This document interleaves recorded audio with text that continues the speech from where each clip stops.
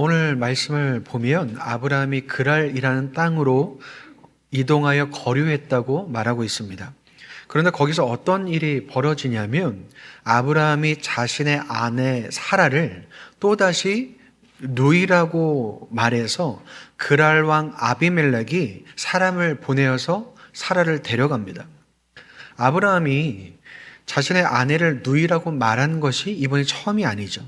창세기 11장에서도 보면 아브라함이 기근을 피해서 애굽에 내려갔을 때 그때도 사라를 누이라고 말을 했었습니다. 그때 그렇게 말한 이유가 무엇이었나요? 자신이 죽을까 봐서 그렇게 말했습니다.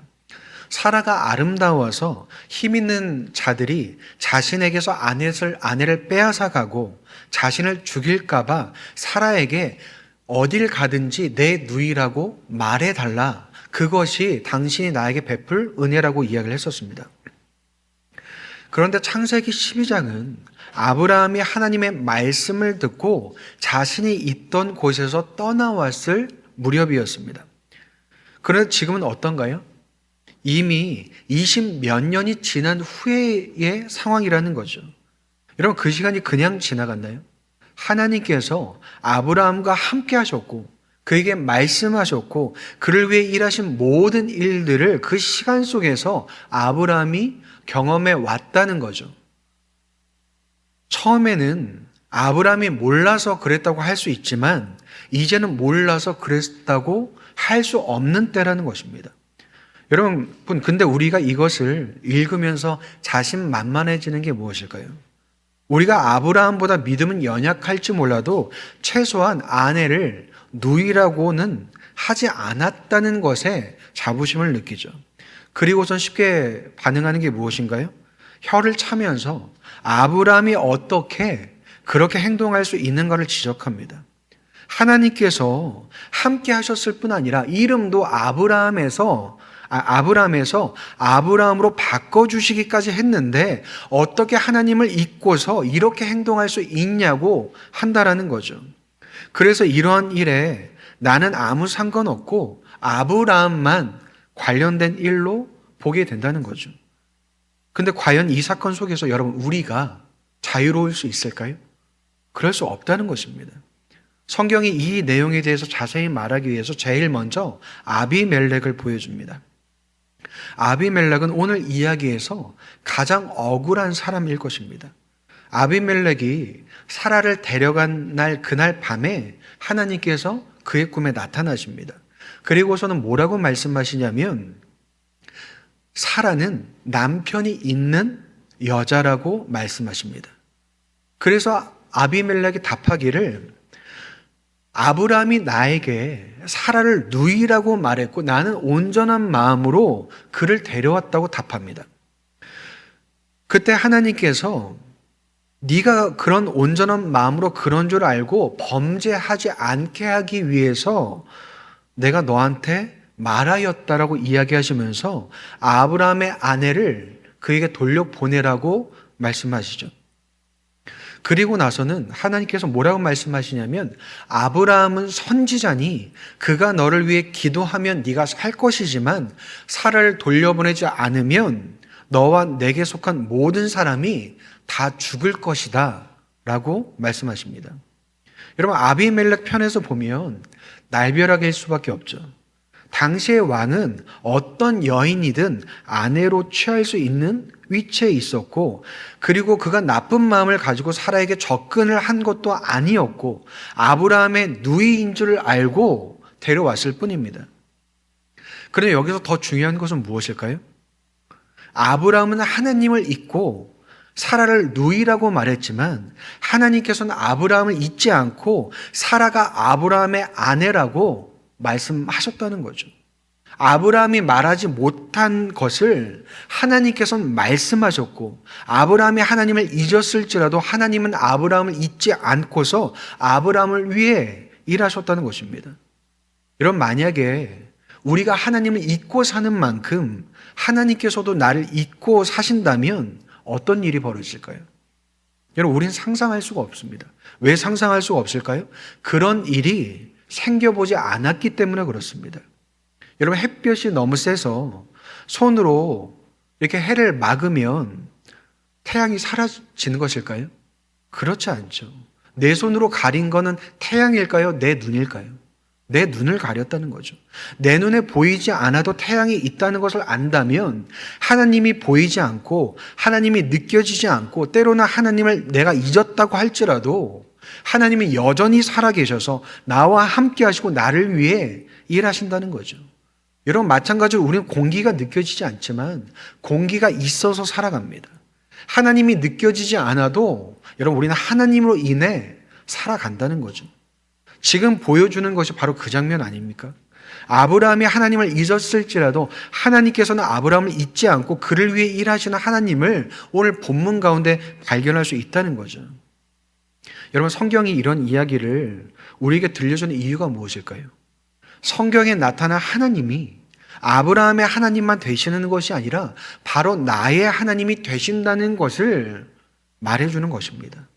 내 눈에 보이지 않고 내 손에 느껴지지 않아도 하나님은 나를 붙잡고 계시고 나를 위해 역사하시는 분이심을 말하고 있다는 거죠.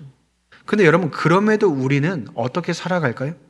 그 하나님을 자꾸만 잊고 산다는 거죠.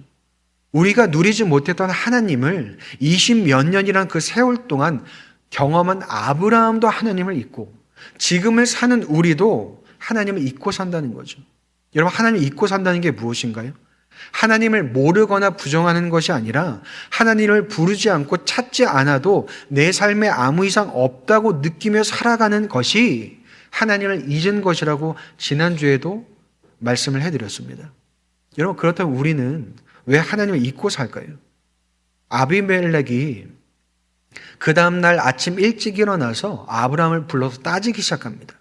내가 너한테 무슨 죄를 졌기 때문에 네가 나와 내 나라에 이런 일을 행하고 그 큰 죄가 빠지도록 이렇게 했냐라고 묻기 시작합니다. 그리고서 하는 말이 도대체 무슨 뜻으로 네가 이렇게 했냐라고 물어봅니다. 그때 아브라함이 뭐라고 대답하나요? 11절에 보면 이렇게 되어 있습니다. 아브라함이 이르되 이곳에서는 하나님을 두려워함이 없으니 내 아내로 말미암아 사람들이 나를 죽일까 생각하였음이요 라고 말합니다. 나는 하나님을 믿지만 이곳 사람들은 하나님을 믿지 않기 때문이라고 말합니다. 여러분, 이게 무슨 말일까요? 여기서는 하나님이 통하지 않기 때문에 내가 살 수 있는 방법을 찾은 것이라고 말하는 거죠. 다른 데는 몰라도 여기서는 하나님이 역사하실 수 없다라고 말한다는 거죠. 여러분, 이게 말이 되는 이야기입니까? 적어도 아브라함 입에서 나오면 안 되는 말이라는 거죠. 그런데 이어서 12절과 13절에 또 아브라함이 뭐라고 말하나요? 또 그는 정말로 나는 나의 이복 누이로서 내 아내가 되었음이라. 하나님이 나를 내 아버지의 집을 떠나 두루 다니게 하실 때에 내가 아내에게 말하기를 이후로 우리의 가는 곳마다 그대는 나를 그대의 오라비라 하라. 이것이 그대가 내게 베풀 은혜라 하였었노라 라고 말합니다. 사라가 내 누이가 맞다고 말하죠. 여러분, 이게 맞는 말인가요? 반만 맞는 말이죠. 지금 사라는 그의 누이입니까? 아내입니까? 아내죠. 그렇다면 아브라함의 말은 완전한 거짓이라고 말할 수도 없지만 진실되다고도 말할 수 없다는 거죠. 그저 자신의 목숨을 구해내기 위해서 스스로 꾀를 낸 말이라는 것입니다. 그런데 사라를 누이라고 말한 결정적인 이유가 무엇인가요? 내가 하나님의 말씀을 듣고 아버지의 집을 떠나게 된 이후로부터 아내와 그렇게 하기로 했었다고 말합니다. 그렇다면 여러분, 아브라함은 이제까지 어떻게 살아왔다는 이야기일 거예요.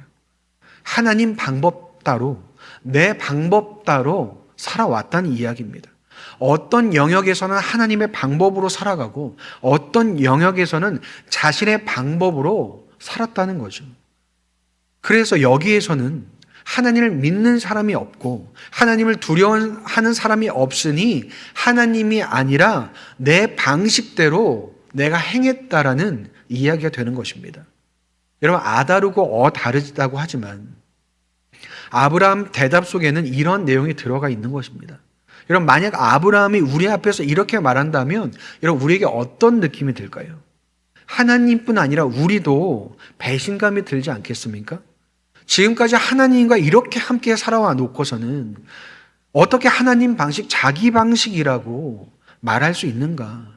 그럼 지금까지 하나님께서 아브라함에게 베푸셨던 은혜들은 뭐였냐고 우리가 되묻지 않겠습니까? 롯과는 다른 삶을 그래도 살아오지 않은 것이냐? 이렇게 되면 롯과 별다를 바가 없다고 생각할 수밖에 없다는 거죠. 근데 여러분, 사실 아브라함과 롯은 크게 다르지 않습니다. 모두가 죄인일 뿐이고 연약함과 두려움에 살아가는 존재일 뿐이라는 거죠. 롯보다 조금 나아 보이기는 해도 본문에 나온 아브라함의 행동에서는 전혀 하나님을 찾아볼 수 없다는 거죠. 그렇다면 이것이 말하는 게 무엇일까요? 결국 아브라함도 실패하고 실수하는 존재라는 것을 보여주는 것입니다. 우리가 흔히 하나님을 믿으면 내 삶에 더 이상의 실패와 실수는 없어져야 하는 것 아니냐고 생각하게 됩니다. 아니면 그러한 모습이 줄어들어야 된다고 생각합니다. 그런데 하나님을 믿는다는 건 우리의 실패와 실수를 지우고 없애서 나를 완전하고 무결한 존재로 만드는 것이 아니라 오히려 수많은 실패와 실수 속에서 하나님을 붙잡고 살아가는 것을 의미합니다. 여러분, 많은 크리스천들이 낙심하고 좌절하는 이유가 무엇일까요? 이전보다 더 큰 믿음을 갖고서 세상 속에서 흔들리지 않고 늘 승리와 평안 속에서 살아가고 싶지만 그렇게 살지 못하기 때문이죠. 믿음의 사람으로서, 하나님의 자녀로서 이 세상을 담대히 살아가고 싶지만 이리 치이고 저리 치여서 내가 나를 봐도 한심하고 답답하게 살아가는 때가 더 많다는 거죠. 그런데 우리가 믿음의 사람으로 하나님의 자녀로서 살아가고 싶은 이유가 무엇일까요? 여러분, 그것이 하나님을 위해서일까요? 나를 위해서일까요? 하나님을 위한 것인 것냥 이야기하지만 결국은 내 삶을 편안히 살기 위해서라는 거죠. 믿음을 통해서 내가 내 인생 살 때 문제없이 힘듦 없이 평안하게 살아가고 싶은 것이 전부이지 그 다음의 이유를 갖고 있지 못하는 경우가 많다는 겁니다. 그런데 아이러니한 것은 하나님께서는 내가 흠없고 온전하게 살아가는 것을 통해서 영광 받으시는 것이 아니라 내가 실패하고 실수하는 그 자리를 통해서 영광을 받으신다는 거죠. 무슨 말일까요? 내가 잘할 때가 아니라 내가 못할 때 하나님께서 더 영광 받으신다는 이야기일까요? 그 뜻이 아닙니다. 하나님께서는 실수와 실패로 넘어진 내가 거기서 하나님을 붙잡고 다시 일어서는 것을 통해서 영광 받으신다는 거죠. 이전에는 일어설 생각도 하지 못하고 넘어져 있는지조차 몰랐던 내가 더 이상 그대로 머물러 있으면 안 된다는 것을 깨닫게 하시고 다시 일어나서 내 발걸음을 움직이게 하신다는 거죠. 그래서 하나님께서는 믿음을 선택할 수 있는 커다란 사건이나 상황을 마주하게 하시는 것이 아니라 똑같이 반복되는 우리의 매일 속에 작고 평범한 그 상황을 마주하게 하신다는 거죠. 나한테 총을 겨누고서 너 하나님 믿을 거냐 믿지 않을 거냐 라고 물으시는 것이 아니라 반복되는 작은 일상 속에서 하나님을 선택하거나 선택하지 않을 수 있는 상황을 계속해서 맞닥뜨리게 하신다는 것입니다. 아브라함이 그랄 땅으로 간 것은 하나님께서 직접 인도하신 것이거나 아브라함이 자신의 뜻대로 이동했다는 구체적인 내용이 오늘 본문 가운데 나오지 않습니다. 그렇다면 아브라함에게 주어진 상황은 하나님께서 혹은 아브라함이 만들어낸 상황이 아니라 그의 삶에 반복해서 일어난 상황이나 사건 중에 하나일 뿐이라는 것입니다. 그리고 거기서 하나님을 선택할 수도 있고 하나님을 선택하지 않을 수도 있었다는 거죠. 그런데 여러분, 하나님께서 선택을 강요하실까요? 그러지 않으시죠. 그런데 반대로 뭐라고도 하시지 않는 줄 아십니까? 그 상태 그대로 머물러 있는 것이 괜찮다고도 하지 않으신다는 것입니다. 여러분, 하나님께서 있는 모습 그대로 우리를 받아들이시고 사랑하신다는 것은 우리의 존재와 상황과 아픔을 아시고 받아들이시고 사랑하신다는 말이지, 그 상태 그대로 머물러도 아무것도 하지 않고 가만히 있어도 괜찮다는 말이 아니라는 것입니다. 여러분, 예를 들어서 가족이 밖에 나갔다 왔는데 우산을 놓고 가서 온몸이 비에 홀딱 젖어서 들어왔다면 여러분, 그 가족 미워하실 겁니까? 그러지 않겠죠. 아니면 비 내린 상황을 원망하겠습니까? 그렇지 않죠. 여전히 우리도 그를 사랑하죠. 그런데 비에 젖은 채로 있기를 우리가 그냥 둘 수 있을까요? 비가 밖에 내리는데 우산 없이 외출해도 괜찮다고 할 수 있을까요? 그럴 수 없다는 것입니다. 감기에 걸리지 않게 따뜻한 물로 씻고 새 옷으로 갈아입으라 하고 따뜻한 차를 준비해서 몸을 녹일 수 있도록 하게 할 것입니다. 그리고 또다시 비가 오면 우산을 가져가라고 한다는 거죠. 그런데 만약에 그 일을 하나부터 10까지 가족이 다 해주면 여러분, 그건 누구의 일이 될까요? 자신의 일이 아니라 가족의 일이 되죠. 그런데 그것이 습관이 되고 당연한 일이 되면 스스로 준비하고 그 상황에 맞게 행동할 수 있을까요? 그럴 수 없다는 것입니다. 그렇다면 반복되는 상황 속에서 하나님을 선택하는 일을 하나님께서 하실까요? 내가 직접 하게 하실까요? 내가 직접 하게 하신다는 거죠. 물론 하나님께서 나를 도우시겠지만 내가 하나님을 선택하는 것을 통해서 내 믿음이 자라가고 성장하도록 이끄신다는 거죠. 여러분, 이것이 바로 실패가 일하는 부분입니다. 그렇지 않았다면 오늘 이야기는 아브라함의 실패로만 끝났을 것입니다. 그러나 동일한 상황 가운데 동일한 선택으로만 끝나지 않도록 이번은 실패했어도 다음은 실패하지 않도록 그 실패를 딛고 살아가게 하신다는 거죠. 이것이 오늘 본문이 우리에게 전달하고자 하는 내용입니다. 아브라함의 실패와 우리의 실패는 크게 다르지 않습니다. 하나님을 믿으면서도 하나님을 잊고 하나님을 선택하지 않는 실패와 실수를 계속해서 하면서 살아가죠. 그러나 그것이 끝이 되지 않도록 나를 지키실 뿐 아니라 실수와 실패로만 끝나지 않도록 하나님께서 나를 붙잡고 이끌어 주신다는 거죠. 그래서 하나님께서 아비멜렉 꿈에 나타나셨을 때 아브라함에 대해서 어떻게 말씀하시나요? 그는 선지자라고 말씀하시죠. 그가 너를 위해 기도할 때 네가 살 것이라 말씀하십니다. 여러분, 이것은 무엇인가요? 아브라함이 어떤 사람이며 어떠한 역할을 해야 하는 사람인지를 말씀해 주시는 것입니다. 여러분, 선지자는 하나님의 뜻을 알고 그것을 전하는 사람입니다.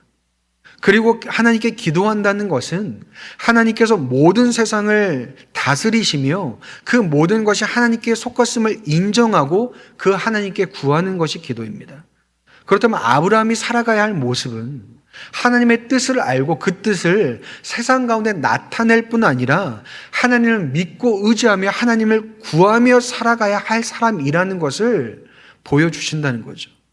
자신의 방식과 자신의 선택으로 살아가는 사람이 아니라 하나님을 구하며 살아가는 사람으로 하나님께서는 그의 존재와 그의 역할로 그를 부르신다는 거죠.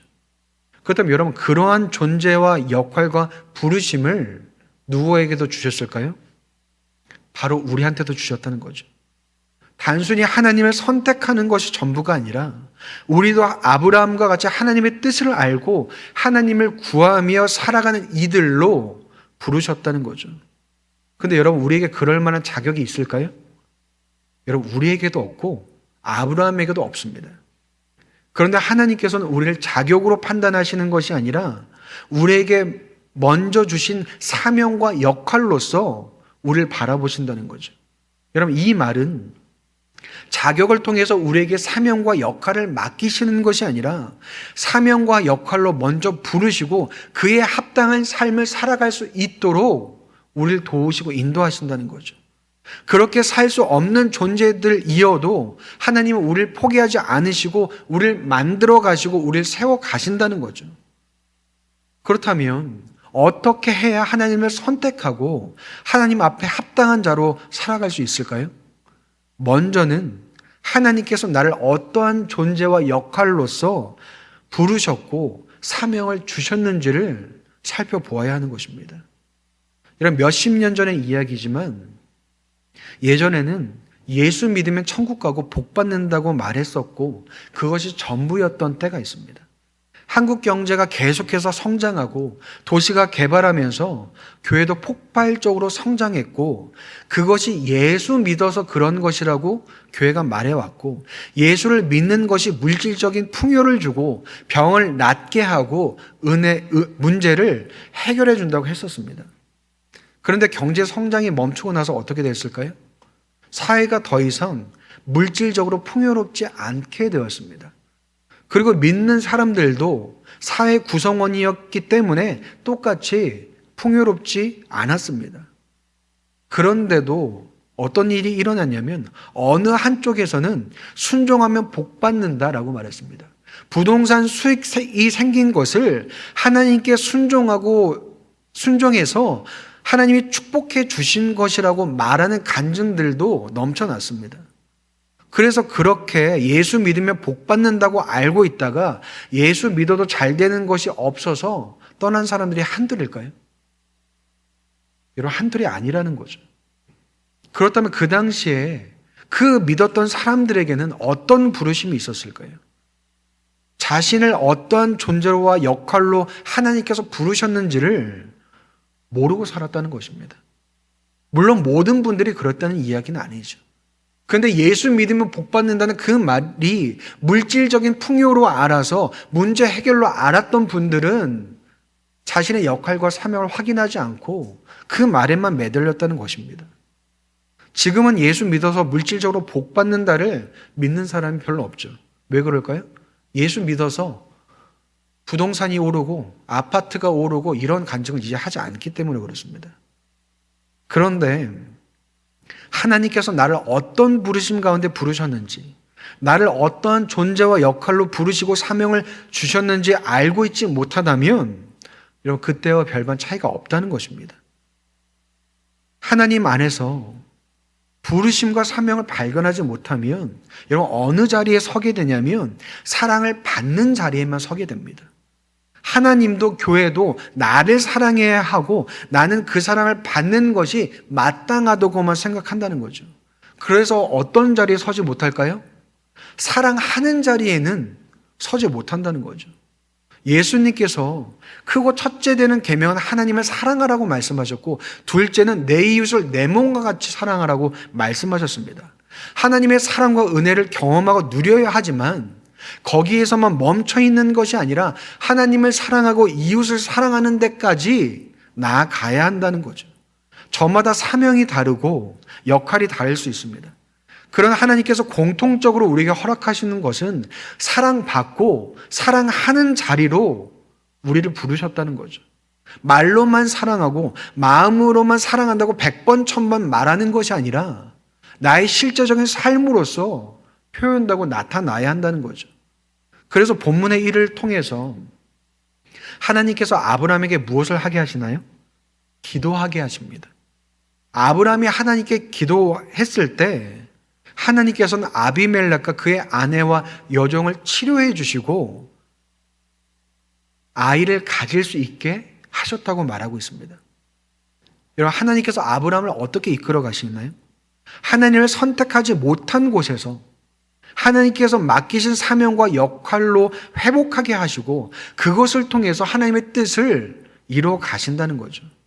하나님 사랑 안에서 살아갈 뿐 아니라 하나님을 사랑하고 이웃을 사랑하는 데까지 나아가게 하신다는 것입니다. 그렇다면 나만을 혹은 내 인생만을 위한 신앙생활에 멈춰서는 안 된다는 거죠. 그렇게 신앙생활을 한다면 여러분 정한수 떠놓고 비는 것과 예수 믿는 것이 다를 바가 무엇이 있겠습니까? 차이가 없다라는 거죠. 그렇다면 여러분 우리는 어디서부터 다시 시작해야 될까요? 하나님께서는 반복되는 삶 가운데 날마다 선택을 우리에게 주십니다. 오늘 하루를 살아가며 내 방식대로 선택하고 결정할 것인지 아니면 하나님을 부르고 구할 것인지 그 선택을 물어보신다는 것입니다. 그런데 문제는 무엇이냐면 우리는 그 선택 앞에서 선택하고 반응하는 것이 아니라 멈춰서 있는 것으로 우리의 신앙과 선택을 대신한다는 거죠. 여러분, 하나님께서 우리를 부르시고 이 안에 머물게 하시는 목적은 하나님을 선택하고 반응하는 것을 배우게 하시기 위함입니다. 여러분, 우리가 신앙생활 하는데 선택이 아닌 것은 하나도 없습니다. 여러분, 이 시간에 우리가 교회를 나오는 것도 선택이고요. 찬양을 부르는 것도, 기도를 하는 것도 선택이고, 헌금을 내는 것도 선택입니다. 말씀 나무에 참여하고 소그룹에 참여하는 것도 선택이고, 모교 기도에 나오는 것도 선택입니다. 여러분, 교회는 우리를 편하게 쉬게 하는 공간이 아니라 하나님을 경험하게 하는 은혜의 자리고, 하나님을 선택하게 하는 훈련의 자리입니다. 하나님께서 우리에게 강요하지 않으시는 것은 맞습니다. 그러나 하나님께서 우리에게 그대로 있어도 괜찮다고도 말씀하지 않으신다는 거죠. 그래서 언제까지나 멈춰선 신앙, 이전과 동일한 신앙으로서는 안 된다는 거죠. 왜냐하면 그 신앙이 하나님을 선택하지 않았음에도 불구하고 하나님을 선택한 것처럼 나를 착각하고 오해하게 만들기 때문이라는 거죠. 여러분, 하나님께서 원하시는 것은 멈춰서 있거나 머물러 있는 것이 아니라 하나님을 선택하는 신앙을 바라신다는 거죠. 그런데 여러분, 하나님을 선택할 때 놀랍게도 무엇이 선명해지는지 아십니까? 내게 주신 사명이 선명해지고, 내게 맡기신 역할이 선명해지고, 나라는 존재가 어떠한 존재인지가 선명해집니다. 왜냐하면 하나님을 선택할 때 비로소 우리는 내가 누구인지, 내가 어떤 역할을 해야 하는지를 깨닫게 되기 때문에 그렇다는 거죠. 그렇다면 실패의 자리에서 또다시 실패를 선택하는 것이 아니라 하나님을 선택하는 우리가 되어야 한다는 거죠. 여러분, 우리의 선택은 우리의 사명을 선명하게 하고, 우리의 사명은 우리의 선택을 선명하게 해줍니다. 그래서 하나님께서는 오늘 말씀을 통해서 아브라함을 선지자와 중보자로 부르시죠. 그의 생명과 인생을 위해서 사는 사람이 아니라 하나님의 뜻을 나타내고 하나님을 구하는 사람으로 살게 하신다는 거죠. 하나님을 선택하지 못한 그 자리에서 하나님은 그의 정체성을, 그의 역할을 다시 알려주시고 그를 부르신다는 거죠. 그렇다면 여러분, 내가 지금까지 어떤 실수와 실패를 반복해 왔든지 하나님은 다시 나를 부르신다는 것입니다. 그 부르심 가운데 응하고 하나님을 선택하기 시작할 때 여러분, 우리는 바뀌기 시작한다는 거죠. 왜 그럴까요? 변화는 내게서 나오는 것이 아니라 하나님으로부터 말미암기 때문에 그렇습니다. 그렇다면 우리는 하나님을 선택하고 붙잡는 그것으로 나아가야 한다는 거죠. 제가 최근에 유튜브에서 한 채널을 알았는데 그 채널명이 라떼 신앙이라는 제목의 유튜브 채널이었습니다. 그래서 그 채널을 들어가 보니까 이제 쇼츠가 가득한데 할아버지 할머니들만 인터뷰한 영상이 그 안에 가득하더라고요.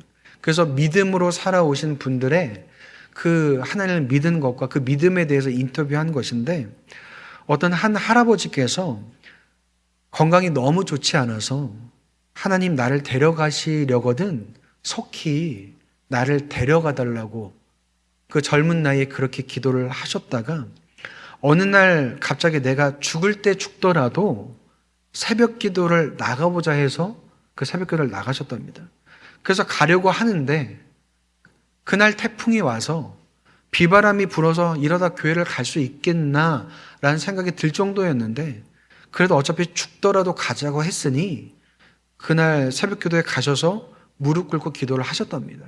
그러고 나서 새벽 기도를 마치고 나서 논이랑 밭을 다 돌아보시고 오셨는데, 평소에는 아파서 다니지도 못한 사람이 새벽 기도를 갔다 와서 논을 갖고 밭을 갔다 왔다는 것을 일주일이 지나서야 내가 여기를 다녀왔다는 것을 아셨다고 하더라고요.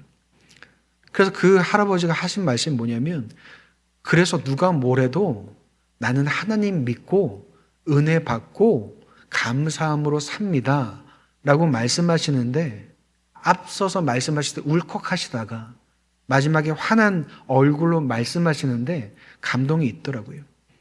물론 하나님께서 그분의 아픈 곳을 고쳐주신 것도 감사한 일이지만 아픔 가운데 있는 그분을 부르셔서 하나님 앞에 나오게 하시고 하나님을 만나게 하신 그 은혜가 여러분 더 크다는 거죠. 여러분 우리에게도 그런 분들이 계십니다. 잘 모르고 잘 알지 못해도 내가 기도의 자리 지키겠다고 말씀해 주신 분들이 계시고 기도에 오시라고 권면해 드렸을 때 그것이 강요가 아니라 하나님의 초대라고 생각하셨으면 좋겠다고 했을 때 믿음으로 받아들이고 하나님이 부르시는 거라 생각하고 제가 나갈게요 라고 하신 분들이 계십니다.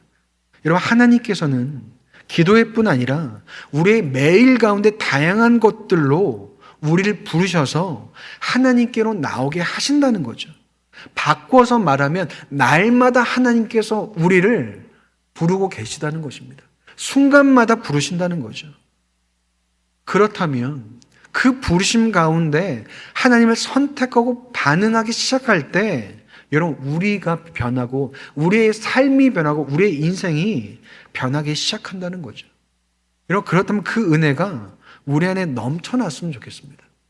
매번 같은 자리, 같은 선택에서 머물러 있는 것이 아니라 하나님께서 날마다 부르시고 순간마다 부르신다면 그 부르심 가운데 반응하고 선택함으로써 그 놀라운 변화를 경험하는 저와 여러분 되었으면 좋겠습니다. 그래서 하나님의 자녀로 믿음의 사람으로 살아가는 것이 무엇인지를 경험하는 이번 한 주 되시기를 주님의 이름으로 축복드립니다.